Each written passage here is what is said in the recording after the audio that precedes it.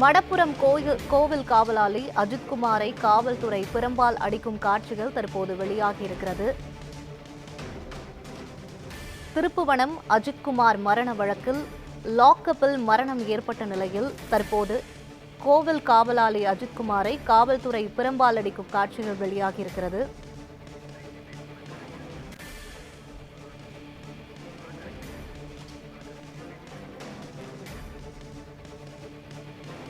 இதுகுறித்த விவரங்களை வழங்குவதற்காக வழக்கறிஞர் ஹென்றி திபன் நம்முடைய இணைப்பில் இருக்கிறார். சார் வணக்கம் சார். சொல்லுங்கம்மா. சார், இப்போ காவல்துறையினர் தரப்புல லாக்அப்ல ஹார்ட் அட்டாக் ஏற்பட்டு உயிரிழந்ததா சொல்லியிருந்தாங்க. இப்போ அவங்க அடித்து தாக்குற காட்சிகள் வெளியாகி இருக்கு. இதுக்கு காரணம் என்ன சார்? இப்படி இதற்கான விவரங்கள் என்ன சொல்லுங்க. அதாவது முதல்ல நீங்க பயன்படுத்துற வார்த்தை தப்பு. லாக்அப் மரணம் இல்ல, இது காவலில் ஏற்பட்ட மரணம். காவலில் சித்திரவதை செய்ததால் ஏற்பட்ட மரணம். இதுதான் எங்களுடைய வழக்கு. நீதிமன்றத்தில் நிலுவையில் இருக்கு. மத்தியானம் 3 மணிக்கு டீன் வரணும்னு சொல்லியிருக்காங்க. ஜுடிஷியல் மேஜிஸ்ட்ரேட் அப்பியர் ஆகணும்னு ஆர்டர் பண்ணியிருக்காங்க. கோயிலுடைய அசிஸ்டன்ட் கமிஷனர் ஆஜராகணும்னு சொல்லியிருக்காங்க. 3 மணிக்கு அதற்கு மேல என்ன ஆர்டர்ஸ் என்று நீதிமன்றம் சொல்லும். அதுக்குள்ளார நான் வெளியே பேசுறது சரியா இருக்காது. இந்த வீடியோ நான் தான் போட்டு காட்டினேன். நீங்க சொல்ற வீடியோ நீதிமன்றத்தில் போட்டு காட்டணும். அந்த வீடியோ எடுத்த டெம்பிள் ஸ்டாஃபுக்கு பாதுகாப்பு வேணும்னு கேட்டோம்.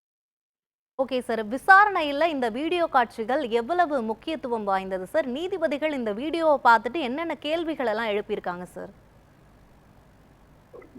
கேள்விகள் அரசுக்கு பதில் சொல்லணும்னு கேட்டிருக்காங்க. அரசு பதில் சொன்னது என்னன்னா, எஃப்ஐஆர் இல்லாம சிஎஸ்ஆர் மட்டும் இருந்துகிட்டு ஒரு எஃப்ஐஆரே இல்லாம ஸ்பெஷல் டீம் போலீஸ் இறந்த அஜித்தையும் மற்றவங்களையும் கூட்டிட்டு போய் காவலில் வைத்து அடித்தார்கள் என்பதை ஏற்றுக்கொள்கிறார்கள். சார், எஃப்ஐஆர்ல காவல்துறையினர் குறிப்பிட்டிருக்கக்கூடிய அந்த விஷயத்துக்கும் வீடியோல இப்ப வெளியாகி இருக்கக்கூடிய அந்த சம்பவத்துக்கும் என்ன தொடர்பு இருக்கு சார்?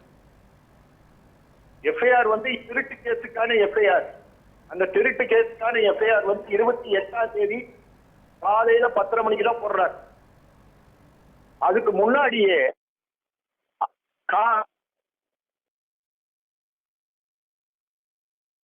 தொடர்ந்து உங்களோட கருத்துக்களை சொல்லுங்க சார்.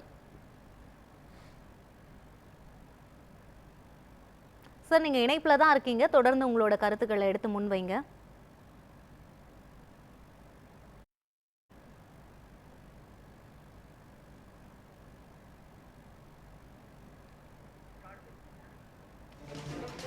திருப்புவனம் அஜித்குமார் மரண வழக்கில் அஜித்குமாரை கோவில் பின்புறம் வைத்து காவல்துறையினர் அடித்த காட்சிகள் தற்போது வெளியாகி இருக்கிறது. அதை நாம் பார்த்து வருகிறோம்.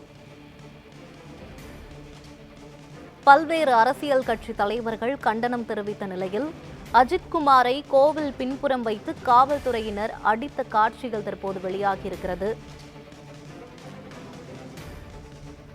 அஜித்குமாரின் உடலை உடற்கூறு ஆய்வு மேற்கொண்ட நிலையில் அவரது உடம்பில் 18 இடங்களில் காயம் இருப்பதாக கண்டறியப்பட்டது.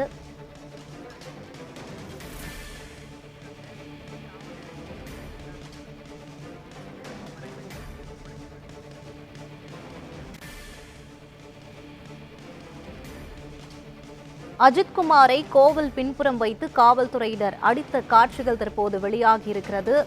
நீதிபதிகள் இதை பார்த்து கேள்வி எழுப்பியிருக்கிறார்கள். அந்த வகையில் முதலாவது கேள்வியாக பொதுவெளியில் அஜித்குமாரை தாக்கியதற்கான காரணம் என்ன என்று நீதிபதிகள் கேள்வி எழுப்பியிருக்கிறார்கள். சிறப்பு புலனாய்வு பிரிவுக்கு இந்த வழக்கை மாற்றி அமைத்ததற்கு காரணமாக என்ன இருக்கிறது என்றும் உயர்நீதிமன்ற மதுரை கிளை நீதிபதிகள் கேள்வி எழுப்பியிருக்கிறார்கள்.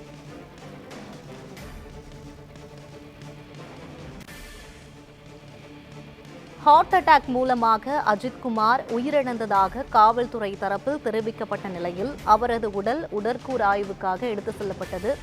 அங்கு